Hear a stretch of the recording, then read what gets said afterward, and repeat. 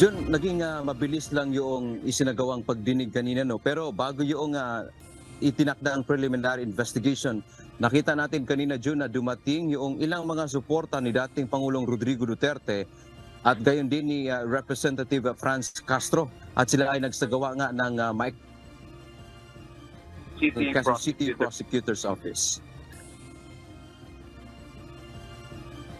Naisa na ni Teachers Representative Franz Castro na dumalo sa preliminary investigation kanina sa kanyang reklamong grave threat si dating Pangulong Rodrigo Duterte. Pero hindi sumipot ang dating presidente. Sa halip, ayon sa legal team ni Castro, may dalawang abogado na nag-enter ng kanilang appearance para kay Duterte. Ayon kay Attorney Rico Domingo, abogado ni Castro, sinabi ng nagpakilalang mga abogado ng dating Pangulo na hindi pa nila natanggap ang sapina at ang complaint affidavit ni Castro. Ito yan. Okay, ito na yung preliminary investigation doon sa sinampa ng kaso ni Castro laban kay PRRD. At hindi raw umattend si PRRD kasi hindi pa nila natatanggap yung subpoena. Okay? Totoo man to or hindi, para sa akin hindi issue.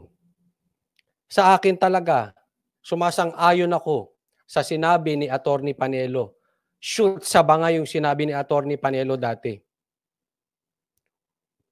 Pangulong Duterte, huwag mong pansinin yan. Kaya ako, hindi ko pinapansin yan. Huwag pansinin yan. Kasi yan is total harassment lang. Kahit sino pong tanungin ninyong abogado, walang mangyayari sa kaso na ito ni Castro. Kasi malinaw na malinaw. Kung talagang susundin natin ang batas, hindi po talaga sinabi ni PRRD na may pananakot o grave threats ang sinabi kay Castro. Ang sinabi niya sa aking pagkakadinig at sinasabi din ng mga abogado ay yung kanilang organisasyon na sumusuporta sa mga NPA at terorista. Kaya ito, wag nyo nang pansinin. Dahil sa totoo lang, papansin lang yan si Castro.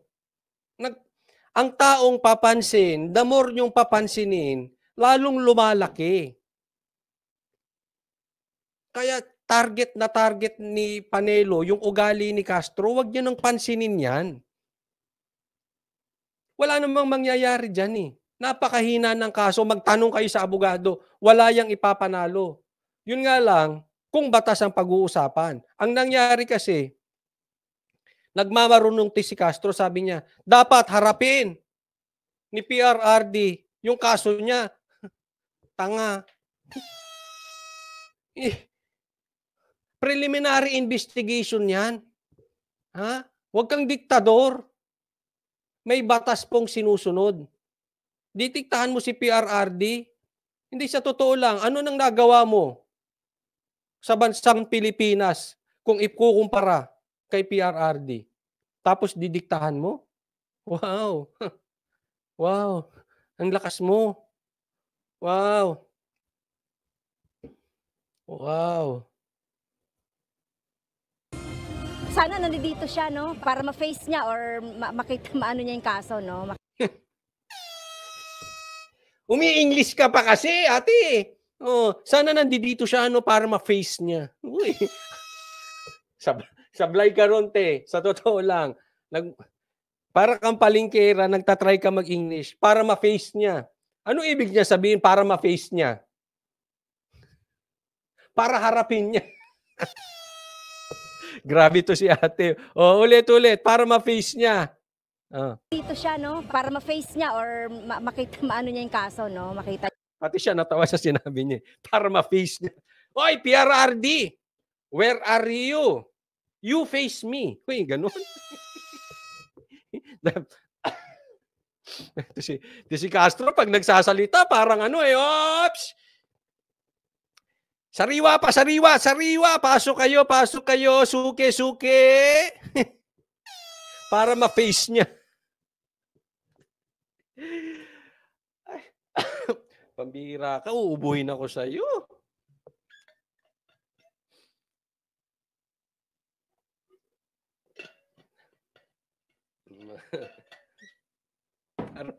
Para mapis. Alam mo, gusto ko magdebate sila dito ni Sas. Paglalaruan ni Sas to.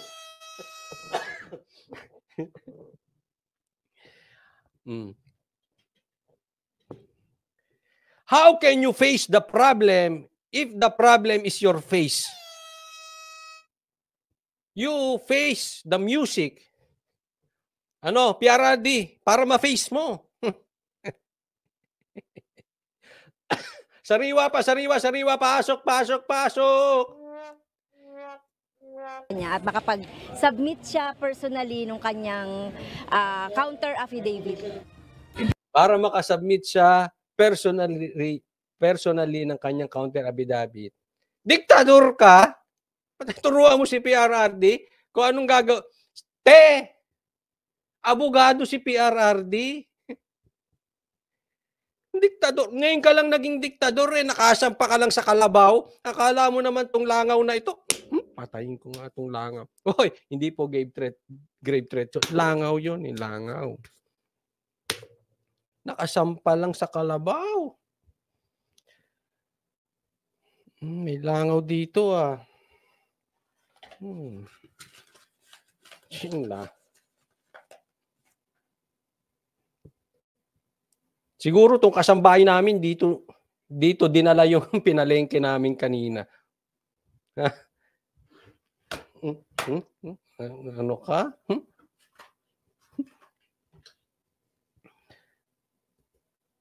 Hindi namin sasabing delaying tactic yon. Ang kanilang sinasabi hindi pa raw natatanggap ang subpoena at complaint affidavit ni Congresswoman Franz Castro. Kaya ang ginawa ng piskal, binigyan po sila ng another copy na they officially received this afternoon.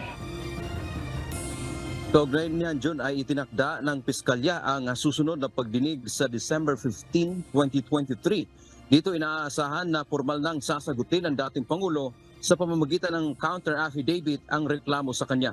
Samantala, naghain kanina ng supplemental complaint affidavit si Castro. Anya, muli siyang pinagbantaan ng dating Pangulo noong November 16 sa kanyang programa sa SMNI na gikan sa masa para sa masa. Ito ay matapos na siyang magsampa ng reklamo noong October 24, 2023. Laman din ng supplemental complaint ko, no? Inulit niya pa, nakalagay dito, kaya ikaw, Franz, how do you solve the problem now? Kaya yung statement ko, yung komunista dapat patayin, kasali ka dapat. Well, ito na yung magpapatunay, no, na tinutukoy ako mula pa nung sa unang complaint natin. Samantala, Juno, kinuna natin ang pahayag si dating presidential spokesperson Secretary Harry Roque na tumatayo ngayong abogado din ni dating Pangulong Rodrigo Duterte at ang kanyang naging sagot sa atin doon sa katanungan bakit hindi nagpakita kanina o dumalo si dating Pangulong Rodrigo Duterte dito sa nakatakdang preliminary investigation. Ayon pa kay Roque, hindi na kailangan, June, dahil nga hindi pa naman nila talaga ngayon lang nila officially natanggap itong subpoena at gayon din yung complaint affidavit ni Castro. Pero ang sinabi ni Roque ay magsusumite ng kanyang kontrasalaysay o counter affidavit si dating Pangulong Rodrigo Duterte sa takdang panahon. Yan ang ating update mula dito sa Quezon City. Balik sa iyo, June. Dante, meron bang lalabaging batas si dating Pangulong Rodrigo Duterte kung hindi siya magpapakita doon sa korte na yon? Meron bang lalabagin? Tingnan nyo sagot. Meron bang lalabagin na batas si PRRD kung hindi siya magpapakita sa korte na yun? Tandaan po natin, preliminary investigation. Alam po natin to Kasi ganyan din ang sinigaw natin kay Bantag. Ganyan din ang sinigaw natin kay Tebes. Huwag kayong diktador. Alam nyo batas Franz, magtanong ka muna sa abogado mo. Para hindi ka namamali. Yes, kanina dahil hindi nga siya nagpakita, June, ang kanila kasing argument dahil nga hindi pa nila natanggap yung subpoena at gayon din yung complaint affidavit. So parang officially hindi pa nila na re-receive yung yung reklamo, kaya Tingnan mo timing nito si Castro. Meron tayong problema sa nangyari sa Marawi. Tapos ikaw, nanalo ka dahil sa party list. So, whether we like you or not, naging congressman ka, ay congresswoman ka. Kaya nga dapat buwagin na yung party list na yan. But anyway, nandyan na yan eh. Ha? Imbis na ang inaasikaso ninyo kung paano nyo kukundinahin ang mga NPA, etong inaasikaso mo, yung personal mo dito kay PRRD. Hindi. Sa totoo, ako naniniwala ako. Hindi ka papansinin ni PRRD. Papatayin? Hindi. Sayang ka sa oras niya. PRRD and Franz Castro ay hindi magka-level. Hindi nga kayo dapat binabanggit sa isang sentence. Patayin ka pa niya, hindi malabo yun. Ang layo mo. Ang layo mo. ang paliwanag dito ng kanyang abogado na si Roque, parang wala pa naman siyang pananagutan. Pagka gano'n naman kasi Jun ay kapag hindi pa naman arraignment na talagang required yung tao na humarap, ay pwede mo namang abogado kasi preliminary investigation pa naman ito Jun, wala pa naman sa korte ang kaso, ay maaari namang abogado muna. Liwanag, Franz Castro, PI pa lang to. PI. Preliminary investigation. Sa lahat, hindi kailangan umatin dyan.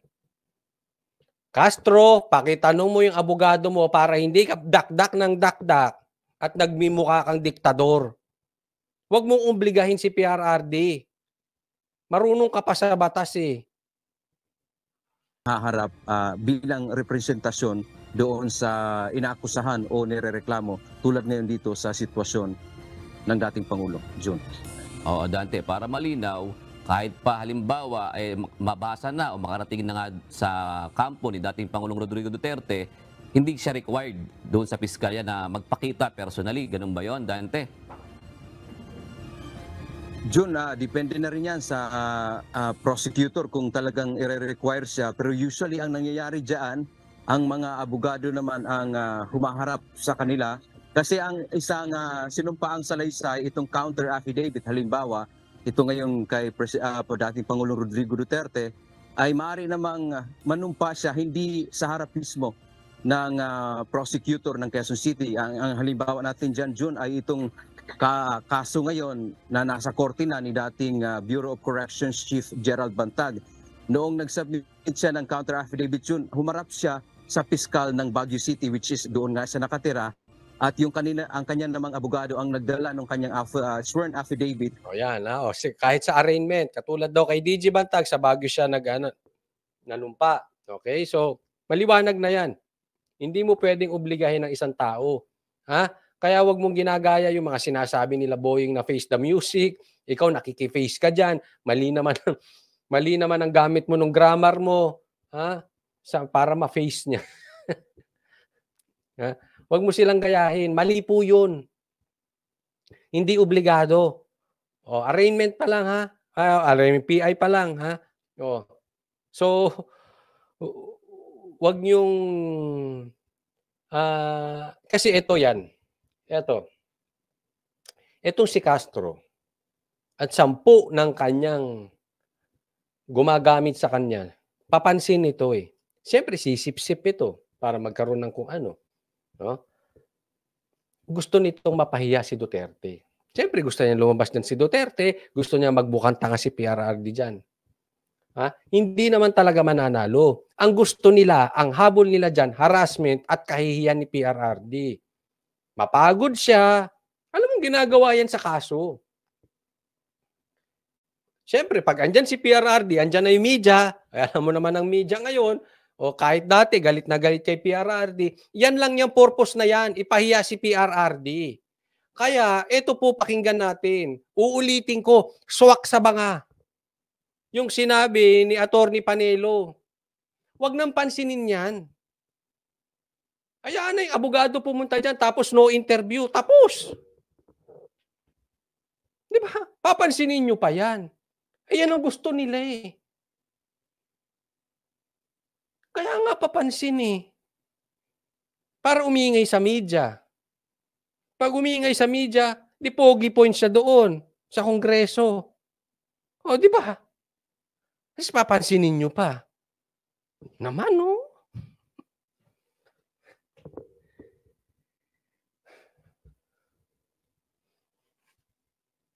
Ewan ko sa inyo. Tinan mo ginagawa nila ngayon. Walang interview yung abogado. Tapos. Tak! Tapos pinapalaki ng media. Kaya last na to, huwag na natin pansinin yan. Kung may papansinin tayo about doon, yung interview halimbawa ni PRRD sa Gikan. Pero yung kahihiyan na gusto nilang mangyari kay PRRD, pag pinansin mo, lalong napapahiya si PRRD. Huwag na pansinin. Tama, minabasa ako dito, si Bucci ata nagsabi. O bukas may statement na naman sila. Meron na naman silang gagawin. Kasi tandaan nyo, nung lumabas yung Tamba, may counter sila. Confidential funds. Ngayon, may binanggit si Duterte patungkol sa Kongreso. Ito naman, ICC papapasukin. Ngayon, may statement na naman si Sara. Kaya abangan natin bukas, ano na naman ang counter-attack nila sa mga Duterte. Lagi yan. Hindi po ako nagsisinungaling. Hindi po yan nagkataon. Kasi too much of a coincidence, nakakaduda na. Hindi pwedeng laging coincidence. So pagkapangatlo, nangyari ulit at may statement si Sara or may statement ng Duterte na mabigat, pag kinabukasan or after 2 days, 3 days, meron na namang banat sa kanila. Ano pa aasahan mo? Gantihan tayo ng gantihan. Tandaan po natin, yung statement ni Sara ay hindi po kayo ipahiya. Yung statement na ginawa ni Sara ay lihitimo. Lihitimo na dapat kondinahin yung nangyari sa Marawi ngayon. And sana, instead na atakihin nyo si Sara, kondinahin nyo rin.